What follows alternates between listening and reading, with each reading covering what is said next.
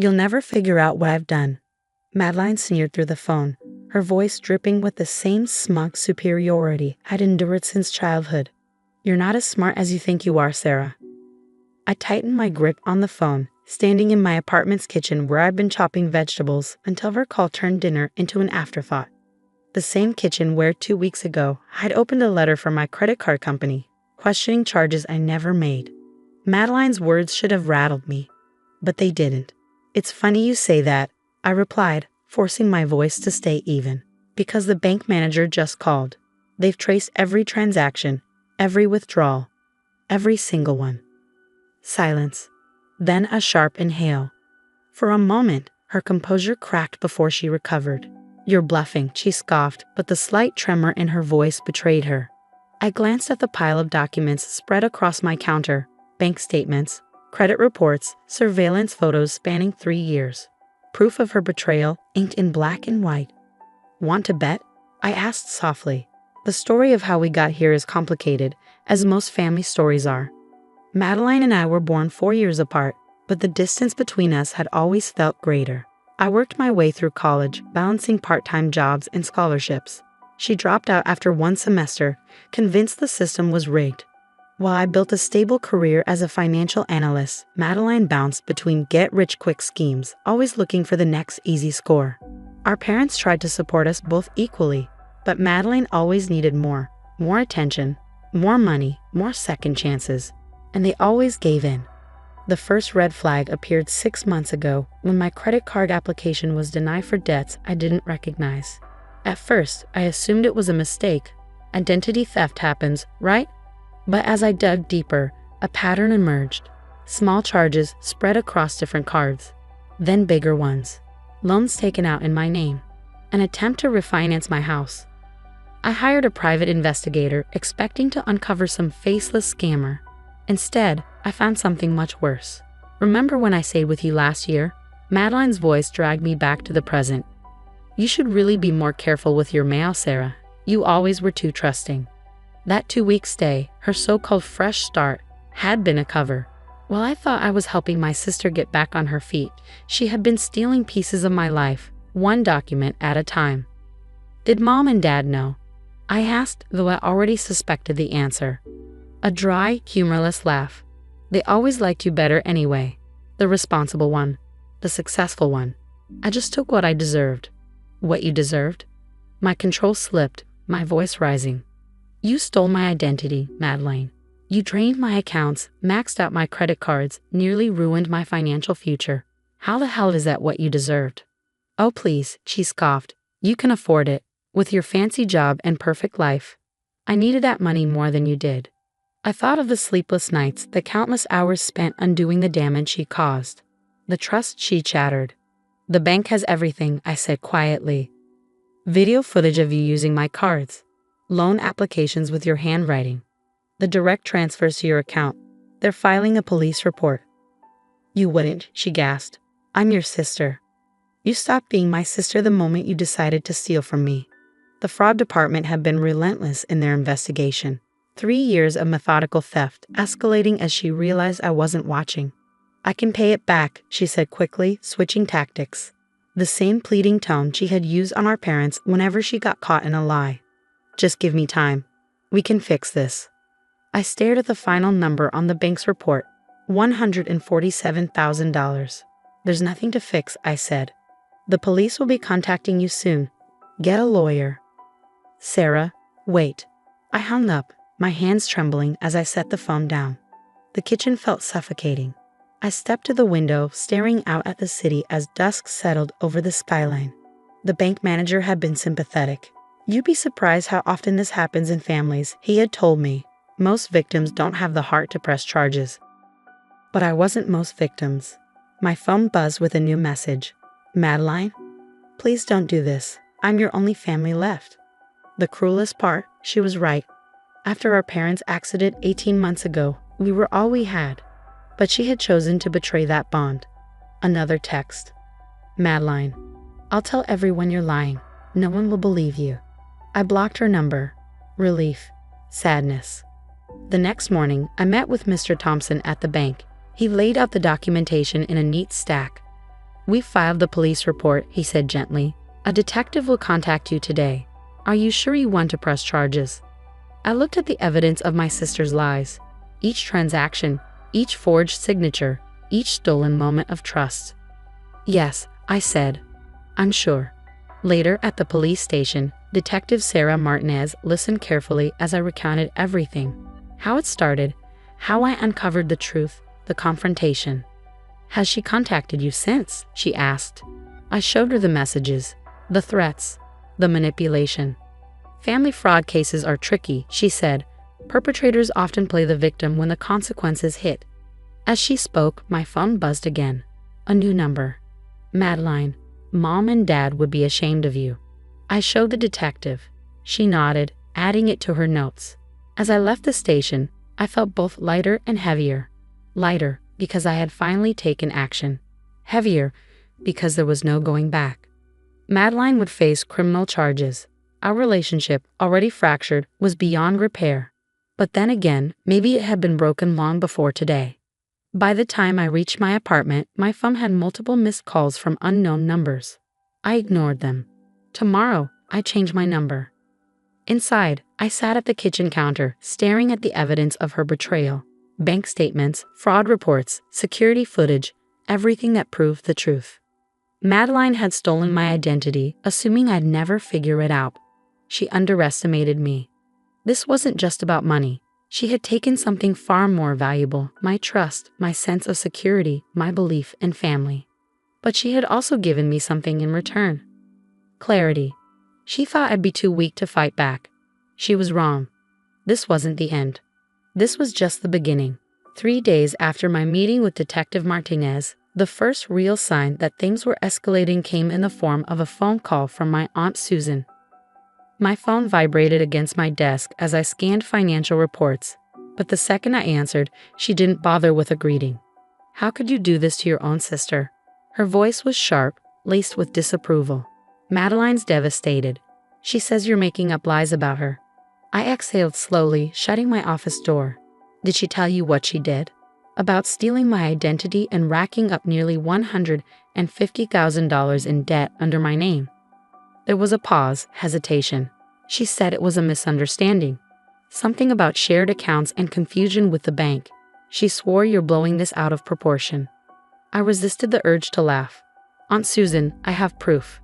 Surveillance footage, forged documents, bank statements. This isn't some minor mix-up. She stole from me for 3 years." Silence stretched between us, heavy and uncomfortable. Finally, she sighed. "Your mother would be heartbroken to see you two like this." The words stung more than they should have.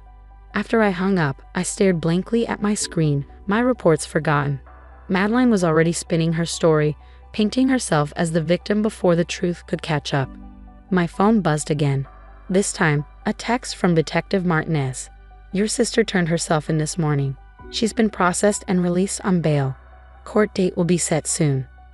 A mix of emotions hit me at once: relief, anger, disappointment. A small part of me had still hoped that, faced with undeniable proof, she'd admit what she'd done and try to make amends. But no. She was doubling down, rallying the family against me. That evening, as I stepped into the office elevator, my colleague Mark joined me. "Tough day?" he asked, noticing the tension in my shoulders. "Family stuff," I muttered. "My sister was arrested." His eyebrows shot up. "Arrested? For what?" For a second, I hesitated. Identity theft wasn't exactly a conversation starter. But staying silent had only ever protected Madeline. "She stole my identity," I said simply. "Loans, credit cards, even tried to refinance my house." Mark let out a low whistle. "Damn, family's supposed to have your back, not stab you in it." "Yeah," I murmured, thinking back to all the times I had defended Madeline, covered for her mistakes, given her another chance. "They're supposed to." When I got home, a formal letter from the court was waiting for me. As I skimmed through the legal jargon, my phone rang again. This time Jessica, Madeline's best friend. "She's a mess, Sarah," Jessica said, skipping any pretense of small talk. "She's staying with me because she can't afford her apartment anymore. The police took her phone and laptop. They're treating her like a criminal." I closed my eyes, exhaustion settling deep in my bones. She is a criminal, Jessica. She committed fraud. She stole from me. Those were her choices. But she's your sister. Can't you just drop the charges? She made a mistake. A mistake. That word, so casually thrown out, ignited something sharp inside me. A mistake was forgetting to pay a bill. A mistake was an impulsive purchase. What Madeline had done was deliberate, calculated. I won't, I said firmly. The next morning, I met with my lawyer, Patricia Chen, to prepare for the upcoming court proceedings. Her office overlooked the city, the view making everything below feel distant and manageable. The prosecution has a strong case, Patricia said, flipping through files. Multiple counts of fraud, clear intent, financial damages. They're offering a plea deal. I leaned forward. What kind of deal? Restitution of the full amount, plus 5 years of probation. No jail time if she completes financial counseling and community service. I considered it. The idea of Madeline in jail made me uneasy, but the thought of her walking away without consequences was worse. And if she refuses? Patricia's expression darkened slightly. Then we go to trial. If convicted, she's looking at 2 to 5 years in prison. My phone buzzed. Another relative, no doubt, trying to guilt me. I ignored it. She needs to understand that actions have consequences, I said finally. If she takes the deal, fine. But I'm not dropping the charges. Later that afternoon, an email arrived from Madeline herself, her first direct contact since our confrontation. ***, Sarah. I know you think I'm the bad guy here, but you've always had everything handed to you. Good grades, the perfect job, mom and dad's approval. I just wanted a shot at the same opportunities. The money was just sitting there in your accounts, and you didn't even notice it was gone. What does that tell you about how much you really needed it? I'm staying with Jessica now because I have nowhere else to go. Are you happy? You've ruined my life. I hope you can live with yourself. Madeline ***. I stared at the screen, her words like venom. Even now, she was justifying it, acting like she was entitled to what she took from me, like I was the villain for standing up for myself. I forwarded the email to Detective Martinez and Patricia without replying. The preliminary hearing arrived faster than expected. I sat in the courtroom, my hands clenched in my lap as Madeline was led in. She looked smaller, her usual designer wardrobe replaced by a plain, modest suit. She wouldn't even look at me.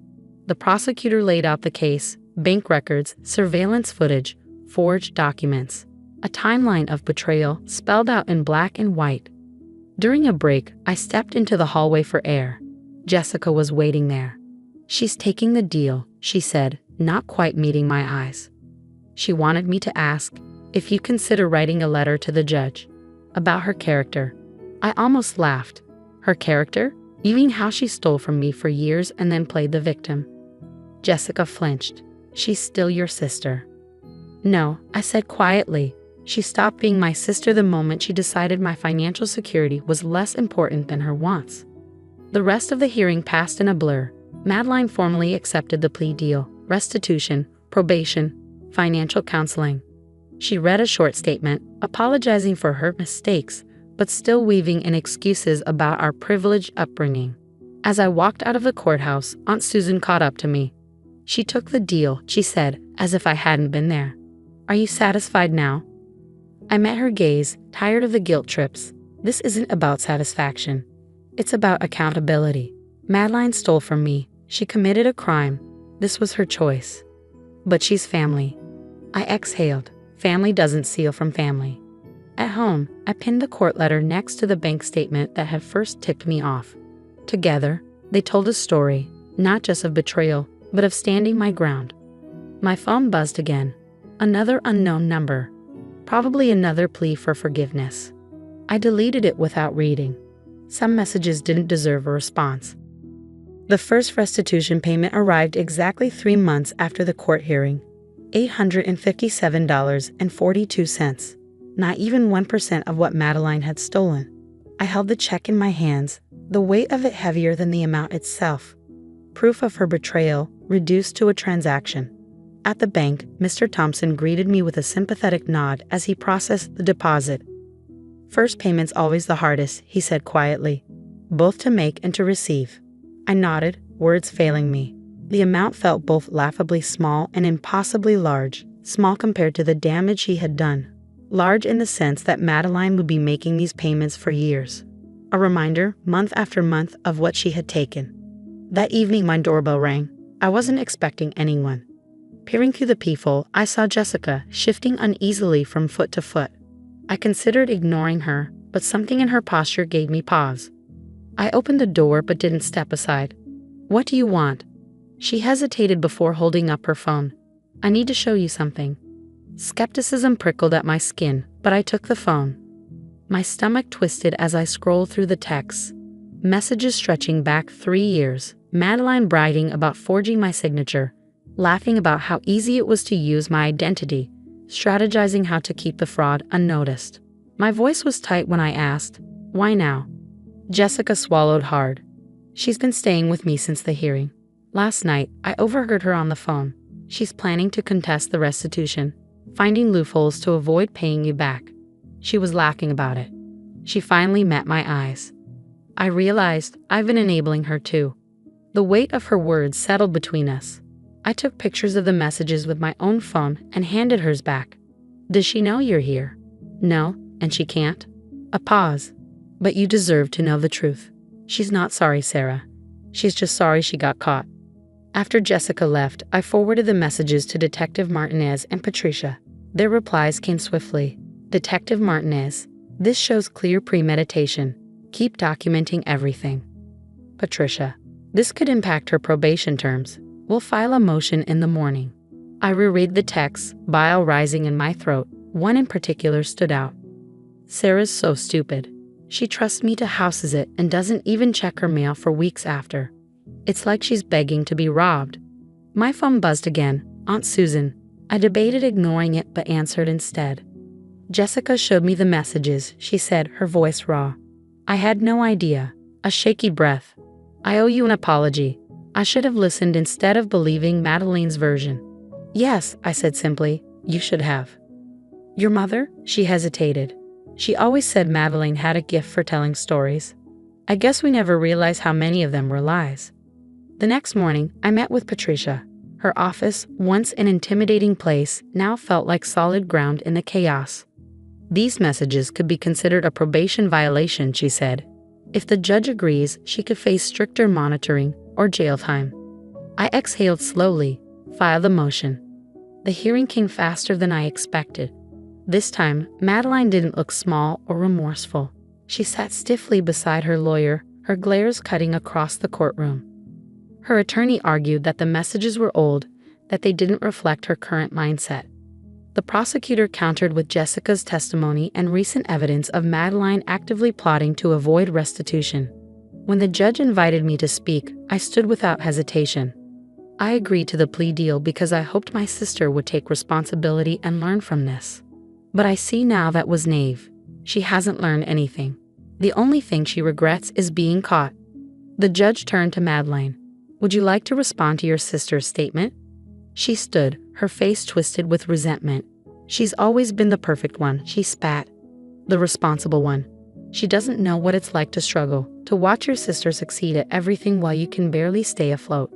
"Yes, I took her money, but she had plenty. She didn't even notice it was gone until the banks told her." The judge's expression hardened. "Ms. Mitchell, your statement suggests a troubling lack of remorse. Your sister's financial stability does not make your actions any less criminal." In the end, Madeline's probation terms were tightened. Mandatory financial counseling, monthly check-ins instead of quarterly, and a clear warning: any missed payment or further attempts to evade restitution would land her in jail. Outside the courthouse, Jessica was waiting. "She knows I gave you the messages," she said quietly. "She's been evicted from my place. She says I betrayed her." "Welcome to the club," I said without bitterness. Jessica sighed. "I thought I was being a good friend by covering for her, but I was just helping her hurt people." That evening, I received an email from Madeline. Subject: "Hope you're happy. You've taken everything from me, my freedom, my home, my best friend. You probably think you're teaching me a lesson, but all you're teaching me is that I was right about you all along. You care more about money than family. I have to live with what I did, but you have to live with what you did too. Remember that." I forwarded it to Detective Martinez without responding. Later that night, I sifted through old family photos, Madeline and me laughing on the beach, hugging at my college graduation, Christmas morning, matching pajamas. When had it changed? Or had it always been this way and I had just refused to see it? My phone buzzed. Aunt Susan. Found these while cleaning out the attic. Thought you might want them. Attached were photos of Mom's old journals. Entries about her worries for Madeline. Hopes that she'd find her way. Fears that enabling her wasn't helping. She struggled with this too, Aunt Susan wrote. Wanting to help, but knowing sometimes help means saying no. I sat with that for a long time. Outside, the city lights flickered. Somewhere, Madeline was facing her first night without a safety net. Part of me worried. A larger part knew this was necessary, not just for me, but for her too. Another text came in. Detective Martinez, just checking in. How are you holding up? I'm okay, I replied, learning that sometimes the hardest part of loving someone is letting them face consequences. That's wisdom, she wrote back, hard-earned wisdom. I glanced at the old Christmas photo one last time before tucking it away in a drawer. Some memories needed to rest. Some bridges couldn't be rebuilt until both sides acknowledged the damage. Tomorrow would bring more challenges, another restitution payment, another guilt-laced phone call, another attempt by Madeline to escape accountability. But tonight, in my quiet apartment, I was at peace. She had stolen my identity, but she hadn't taken my strength. And that she could never touch. 5 years after Madeline's betrayal unraveled my life, I sat at my desk, staring at a familiar envelope, the final restitution payment. Inside was a check for $857.42, the same amount as always. But this one felt different. It wasn't just money. It was an ending. A closing chapter to a story I never wanted to be part of, yet one that had reshaped my understanding of family, trust, and forgiveness. For years, these payments had arrived with varying degrees of drama, angry notes, desperate pleas, or sometimes just silence, like this one. A check in an envelope, nothing more. I picked up my phone and dialed Mr. Thompson. He answered on the second ring. The last one, he asked, his voice knowing. Yeah, I said, steady but unsure how to feel. It's over. Would you like me to handle it, or are you coming in? I thought about the first time I'd walked into that bank, blindsided by what Madeline had done. I was different now, stronger, wiser. I'll come in, I said. Feels right to close this in person. Walking through the bank doors, I felt the weight of 5 years pressing against me. Mr. Thompson processed the deposit, then hesitated. Your sister called yesterday, he said carefully. She asked if I could pass along the message. I exhaled, unsurprised. Madeline had been reaching out for months, ever since she completed probation. Each time, I had ignored her. What did she say? She wants to meet. She says she's changed. I let the words settle. According to Aunt Susan, Madeline had been in therapy, held steady employment, and had finally started taking responsibility for her actions. Jessica, too, had mentioned how different she seemed. But did that matter? That night, as I reviewed my final bank statement, restitution paid in full, my phone buzzed. A text from Jessica. Heard today was the last payment. How do you feel? I stared at the words, unsure how to answer. Relieved, sad, free, uncertain, all at once. I typed back, lighter, I think, but also not sure what comes next. Her reply was immediate. Madeline asked me to tell you she's changed. She understands if you never want to see her again, but she'd like a chance to apologize. A real apology this time. I set the phone down, walked to the window. The same city lights that had been my silent witnesses through years of anger and healing now flickered with an unfamiliar question. Did I want to hear her out? The next morning, an email from Madeline awaited me. Subject: I understand if you say no. Sarah, I know Jessica has probably reached out. Before you delete this, please know I understand if you don't want to see me. I've learned a lot about boundaries in therapy, and I won't push yours anymore. The monthly payments were a constant reminder of what I did to you. Every time I wrote a check, I had to face the reality of my betrayal. I had so many excuses before, about fairness, about family, about how you wouldn't miss it. But none of that matters now. I hurt you. I stole from you. And I justified it to myself in the worst possible ways. I'm not asking for forgiveness. I'm not asking for us to be sisters again. I just want to apologize in person. properly, for everything. If you're willing, I'll meet you anywhere, anytime. If not, I'll understand. Madeline. I read it once, then again. No manipulation. No excuses. Just accountability. After a long pause, I responded with a time and place, a public cafe where we used to spend lazy afternoons before everything fell apart. Within minutes, she confirmed. The day of the meeting, I arrived early, choosing a seat near the door. Old habits. When Madeline walked in, I barely recognized her. Gone were the designer clothes, the polished facade. She looked real. Different. She hesitated, waiting for permission. I gave a slight nod, and she sat. Her hands shook slightly as she folded them in her lap. "Thank you for meeting me," she said quietly. "You look well," I offered. It wasn't small talk. It was true. "I am, better than I've been in a long time." She took a deep breath. "Sarah, I've rehearsed this 100 times, but now that I'm here, I don't know where to start." "Start with the truth," I said. "That's all I ever wanted from you." She swallowed, blinking back tears. "The truth is, I was jealous. Not just of your success, but of you. You always knew who you were, what you wanted. I felt lost. Taking your identity, it was like trying to steal your confidence along with your credit cards. It was wrong, and I'm so sorry." For the first time in years, I saw her clearly, not the version I wanted her to be, not the version I hated, but the complicated, broken, human version. We talked for hours. About therapy, about choices, about the long road she had to walk, and the one I had walked alone. As the cafe began closing, she stood. "Thank you for listening," she said. "I know this doesn't fix everything." No, I agreed. But it's a start. That night, I sat by my window one last time, watching the city lights flicker. 5 years ago, Madeline stole my identity, thinking she could erase her own failures by taking something that wasn't hers. But in fighting to reclaim what she took, I had found something greater, an identity that wasn't just about money or family, but about strength, truth, and self-worth. This final payment had closed one chapter, but another was beginning. One built not on obligation, but on choice. Some wounds never fully heal, but sometimes healing isn't about erasing the past. It's about learning to carry it differently. I was ready for whatever came next. Whole, strong, free.